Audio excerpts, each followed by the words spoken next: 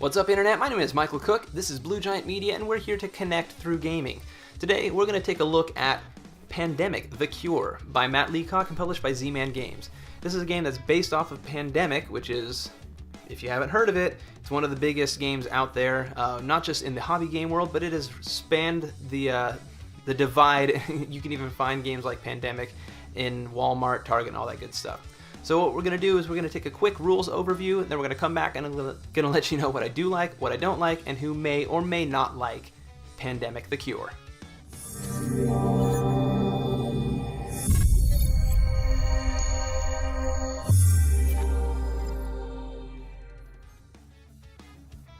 In Pandemic: The Cure, which I've got set up for 2 players, we're going to be trying to survive long enough to be able to cure 4 different diseases, much like the regular Pandemic game, but we're going to be going about it in a pretty different way.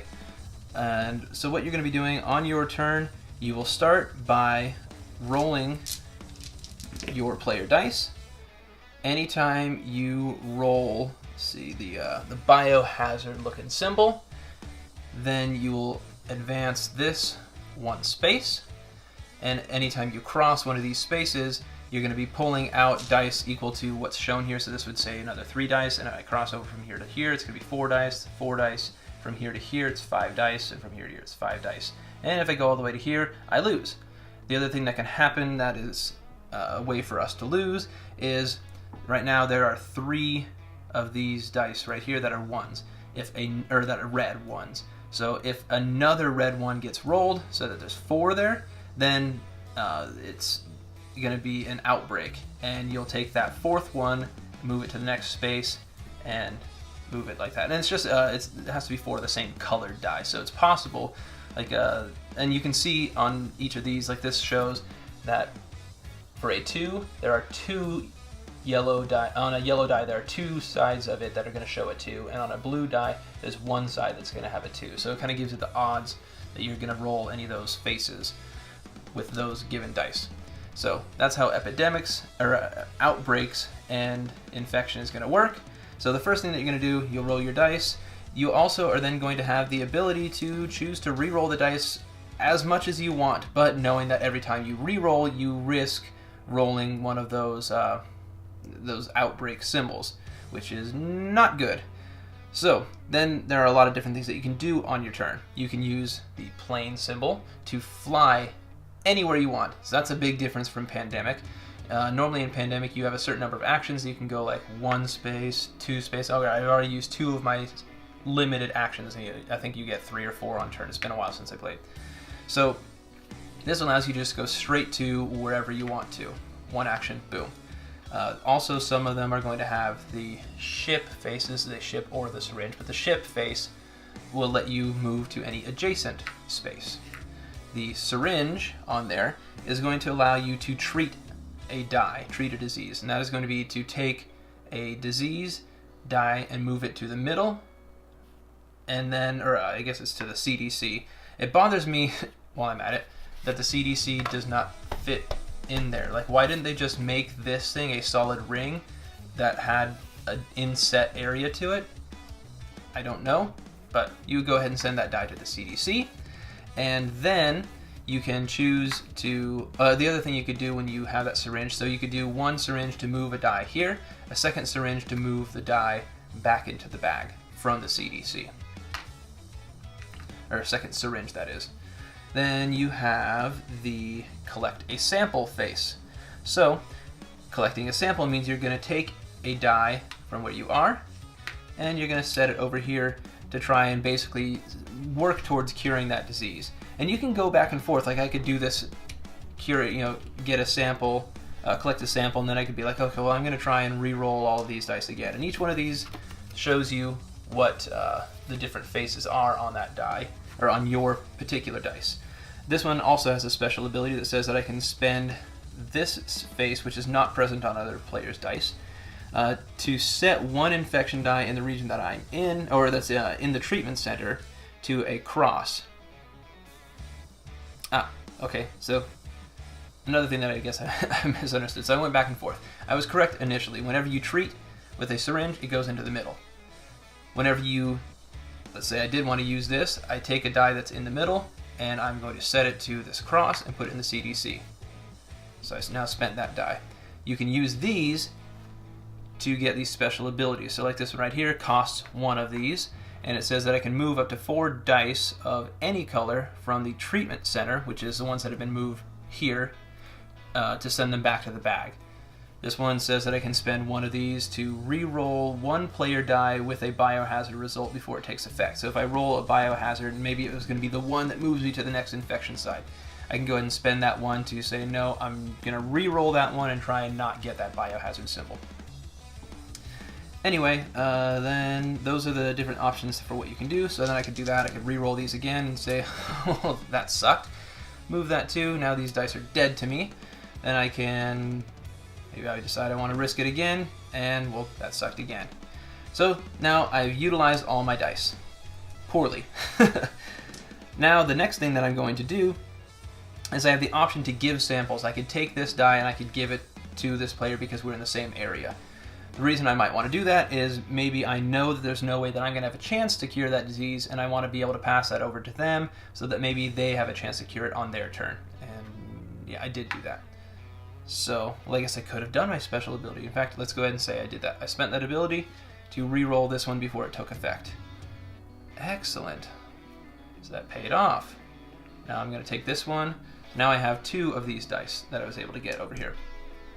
So I could go ahead and pass them over here, and that's probably a smart thing to do because the third thing that you would do is to try and roll these dice, and if the total of these dice is 13 or more, then you successfully cured or found the cure to that die, that disease, and you choose one of those dice, go ahead and set it over here, and then the other one you put in the bag. And now whenever you want to try and treat with the syringe a die of that color, you get to move all of them of that color into here, or all of them of that color into the bag. But since I know that it's not possible to roll a 13 with 2 dice, maybe I want to send them with my the second possible thing I could have done over here, so then I'm not going to try to find the cure. The last thing I'm going to do is infect regions. So this says that I'm going to pull 3 dice from the bag. So I pull 3, 1, 2, 3. I roll them. Now, if I roll this, it just goes right there. Hooray. Then I can put this one right there, and this one right here, and boom, there's an outbreak. So the 4th die instead is going to move over to here. That's our first outbreak. And then now it's this player's turn. One thing that's kind of weird to me is how similar some of these colors are. Like especially these browns. I don't understand why they didn't choose different colors. So that's one thing to consider. Other than that, I mean, I don't know why they couldn't have made these fun colors too. Maybe made these, the diseases, opaque, and made these all kind of translucent and fun. I do like how these dice, though, have, you know, this one, the red dice, you can see there's 2 faces that are going to be 6s, 2 faces that are going to be 1s, 1 face that's going to be a 4, and then they always have 1 face that's going to be a plus.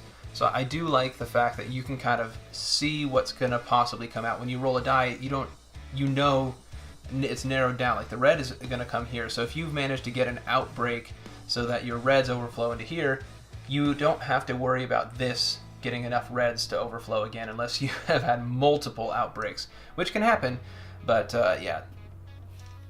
Now that you've got a pretty good idea of how to play Pandemic the Cure, I want to let you know what I do like about the game. And a lot of this is going to be kind of in comparison to or in reference to Pandemic, the board game, so keep that in mind. So I'm going to start by saying I like this better. And I know that's a little bit weird because this is a lighter game. This is not as crunchy, as heavy, although Pandemic's not heavy. This is a lighter game. It's a little bit even more luck-driven. One of the things that bothers me most about Pandemic is that before the game has even begun, the luck could have determined that you lost. So while this game you're rolling dice a whole bunch, and so there is actually more luck, I feel like luck is more influential in Pandemic the board game. So even though a single die roll could cost you the game in here, there's a sense to me that luck plays less of a factor in this game. I feel more in control. Maybe one of the reasons why I do like it as well is that it is lighter. It's a little bit quicker. To me, Pandemic is a game that is relatively simple in concept, and as a result, it's sort of overstays its welcome just a little bit. This is a shorter game, it is a lighter game, and isn't prone to, before the game even begins, you lost.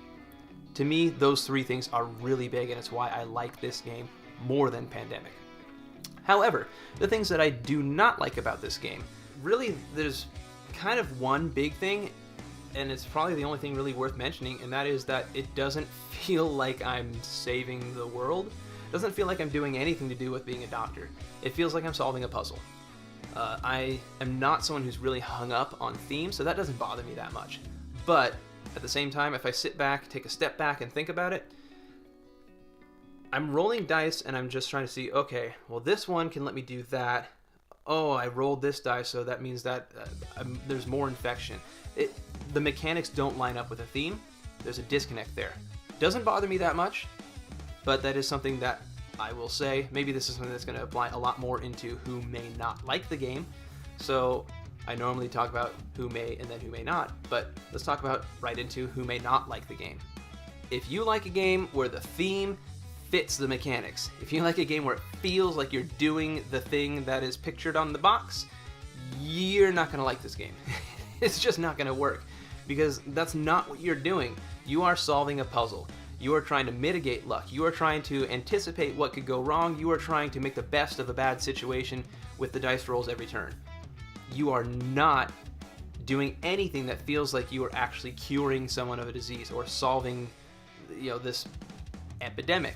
You're not doing any of that. You're just not. So if you want to feel like you are actually doing what you're supposed to be doing in the game, you're not going to like this one. If you really, really like Pandemic and you love everything about it, this is not the same game. It's just not. You don't have that kind of moving around the world feel. You've only got 6 places that you can go, and you can jump from one to the other. So again, much lighter. If you enjoy that tension of, oh crap, how am I going to get across the entire planet fast enough to stop that outbreak? That's not present here. So if that's something that's big to you, you're going to just want to stick with the original board game. If you haven't played either of them, this is more accessible. This is quicker. I think it's less prone to the alpha gamer issue, so you will like this game more if you're falling into that camp.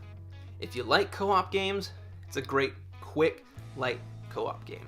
So, in my opinion, I recommend this more than Pandemic.